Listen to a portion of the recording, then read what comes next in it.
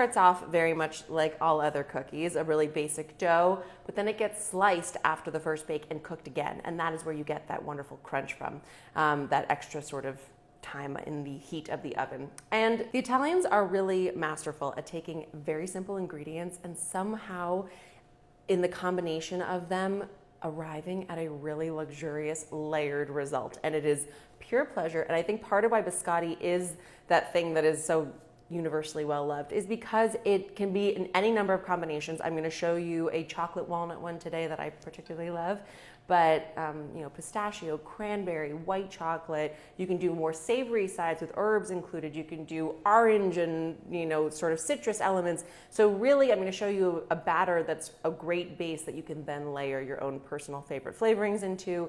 And then the drink of choice that goes with your biscotti is absolutely critical. So I leave it to you whether that will be coffee, tea, or a lovely wine like a Vinsanto. First up, we're going to get 6 tablespoons of softened unsalted butter, which is roughly about 3/4 of a stick. So call it right there. Half a cup of granulated sugar and half a cup of packed light brown sugar. The reason I like the combo of both, like you have in a lot of cookie dough recipes, is that the white sugar is there obviously for sweetness, but it's also there for crispness. White sugar dries out nicely and it gets that really crunchy, beautiful texture to it. Brown sugar still has some of the molasses involved, so it brings a really nice caramelly richness, that wonderful flavor that we like. Some recipes, it also brings a little bit of chewiness. That's not going to be the case for ours. It's really just going to help bring a layered sweetness, which we like. I'm going to beat together our butter and our sugar until it is light and fluffy. So come on back in 2 minutes. Right about the time your batter is looking like so, light, fluffy, all the sugars incorporated together and emulsified within the butter, we're going to start adding our eggs and vanilla extract. About a teaspoon of pure vanilla extract, maybe a little bit more. And then I'm going to add 3 eggs one at a time. And I'm going to beat each time to incorporate that egg.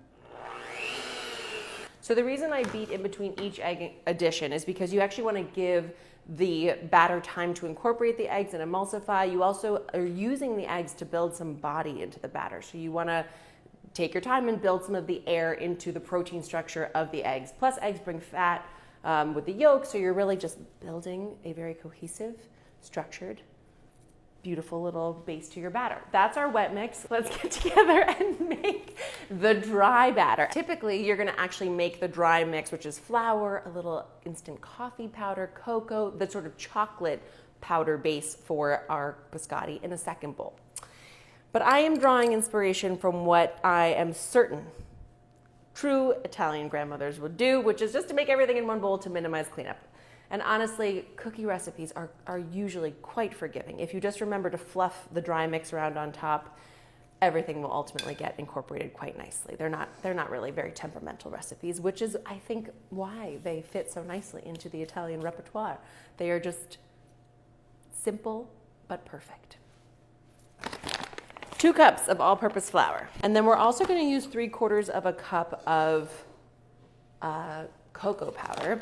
And cocoa powder can be a little bit drying, so I will tell you, try not to go over and above beyond that because we want to get all that wonderful cocoa flavor, but we don't want to dry our cookies out.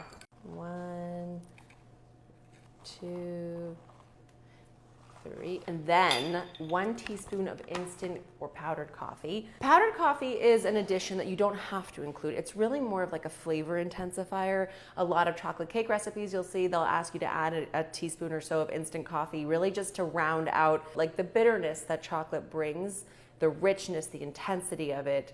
And then obviously we have lots of sugar and other good things to balance it all out. So the coffee is totally optional. If you don't feel like using it, you don't have to, but I recommend it, and I think it goes a really nice long way here. Just a teaspoon of it. Going right into the batter. I also want a teaspoon of baking soda and a teaspoon of kosher salt. I also love that once you've made this recipe a few times, you are no longer going to need to look at it. You will memorize it, and it will just be flowing from your fingertips, which just makes you feel so confident and happy in the kitchen, I have to say. So we have all-purpose flour, cocoa powder, instant coffee, baking soda, salt, and we are going to quickly just fluff it around like so. And I'm sort of working on this top layer, not involving the bottom, butter sugar combo yet, just working to incorporate our dry mix together so that you don't get any pockets of saltiness or baking soda. So we have it looking like so.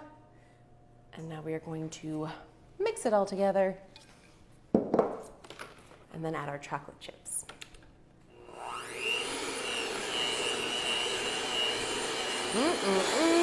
Look at that rich, dark, chocolatey color.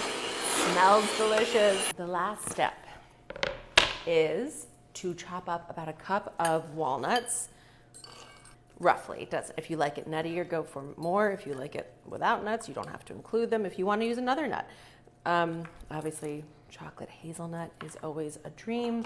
But I like the walnuts because they're a very tender bite. They're not going to crunch on you. They're just going to like melt and further enrich this delicious biscotti recipe. You can go a little bit more thoroughly on these than I normally would, only because you want to make sure that there are plenty of little bites of walnut in each cookie, so we want them to distribute really evenly throughout the batter. Go ahead and add these into our chocolate biscotti mix.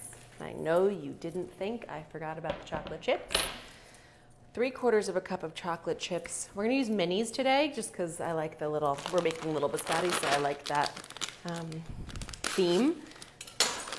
And because they're semi-sweet. And then I'm gonna use another 3/4 cups at the end to melt into a chocolate drizzle to go over top. Delightful. 1/2 cup, and let's add another 1/4 cup or thereabouts. One final quick mix and we'll be ready to go.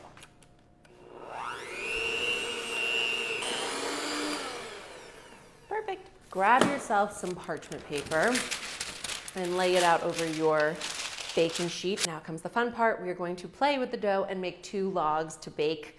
I put together just a little bit of that extra cocoa powder and all-purpose flour that you're just going to use to coat your hands. It'll make it a little bit easier to work with the dough.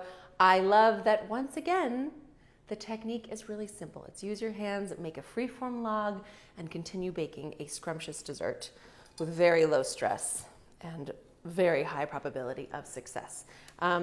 The dough itself is nice and sticky and tacky, so having that little combination of the flour and cocoa powder helps me handle it without it glomming all over my hands.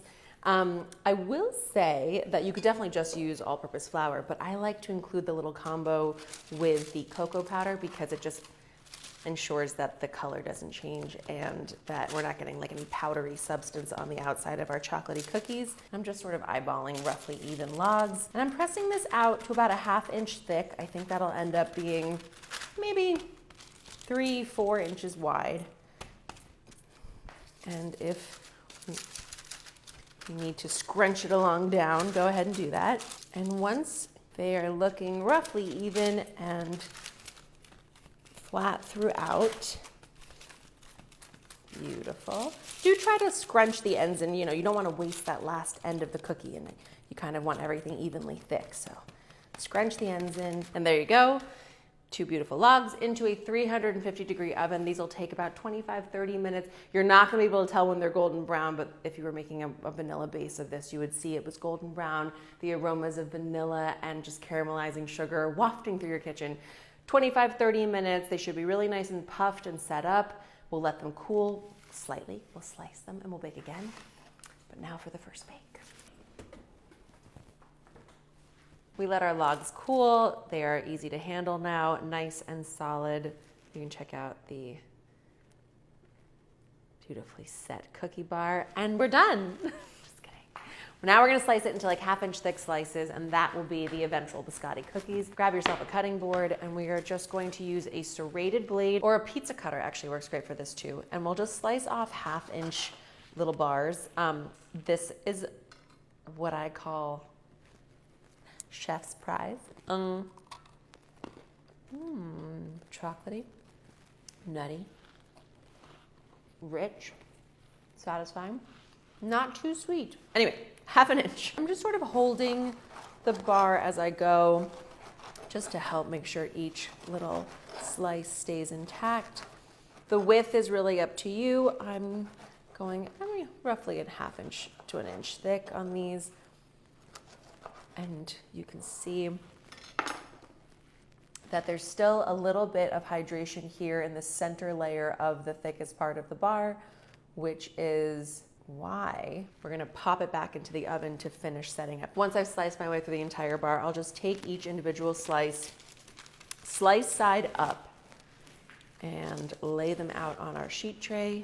Lovely. I'll slice my way through the next one. Okay, these go back into our 350-degree oven 10, 12, 15 minutes, just till everything is really nice and crisp. The moisture will have evaporated off. You will be left with tender, crunchy cookies. We will drizzle them with a bit more chocolate, a little flaky salt. And that's it. Easy. The biscotti slices have been in the oven about 10 minutes. I think they are ready to come out. They are looking lovely, crisp and dry. A good way to test is to see if there's any springiness at the center. There shouldn't be. It should be nice and firm. You can definitely stop here. These look great. But if you want to go just one extra layer, we can melt some dark chocolate and just drizzle it over top of your beautiful biscotti cookies. Or if you prefer, you can dip each end into your chocolate and just let each edge have its little chocolate robe. Totally up to you. And before the chocolate has time to set, grab some flaky sea salt and just scatter it where that melted chocolate is hanging out. And there you have it. Chocolate dunked chocolate walnut biscotti. Perfect for a quick and easy dessert, a gorgeous afternoon pick-me-up, or anytime really. You should let the chocolate cool so it sets up. Actually, you can tuck this whole thing in the freezer and let it just hang out until the chocolate is lovely and set. And then they make beautiful gifts. They make a lovely little housewarming hostess, give something just to set out on the table so you always have a little snack ready to go. Cookies for snack time, you know, that's how we do. But we're gonna taste it now. Okay, I'll taste the edge without the chocolate first so you get the crunch, and then I'll taste the chocolate part. Let me tell you, walnuts and chocolate are a match made in heaven. I know everybody's peanut butter chocolate. I love peanut butter and chocolate, but walnuts and chocolate, hedonistic. Just to keep your taste buds very happy, we're going to the other side where the melted chocolate is hanging out waiting for us.